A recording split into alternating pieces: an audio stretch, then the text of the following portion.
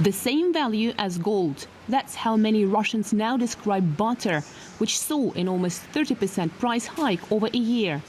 Industry insiders say it's a result of higher production costs, plus an increase in prices for imported raw materials, packaging and logistics.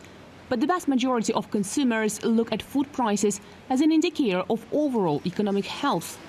And although the official inflation stands at around 9%, already twice the central bank's target, shoppers note a more significant growth in the price of basic staples. Some 5-6 years ago, I could buy a lot of food like butter, dairy products for $10. Today there is not much you can buy.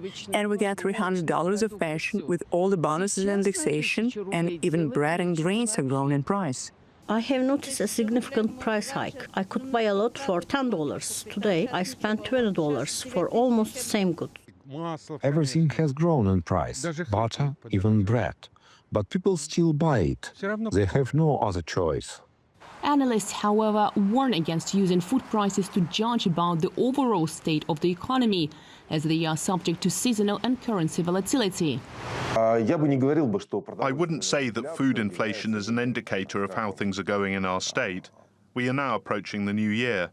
And if against this background there are problems with supplies, with settlements, like recently we had other sanctions on the part of banks, Gazprom Bank was even under sanctions.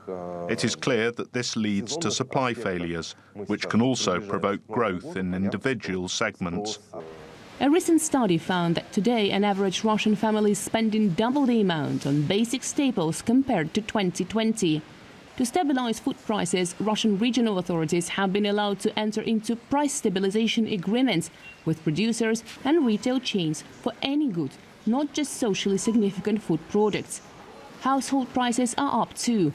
So are the services, rent and pretty much everything. And further growth is expected in 2025.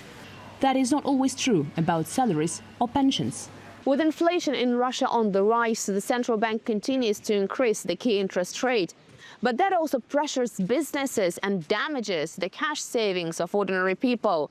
So after years of showing resilience in a period of serious instability, many wonder how long they will have to continue to adapt to the ever-changing environment and whether tomorrow they will be able to afford the same goods.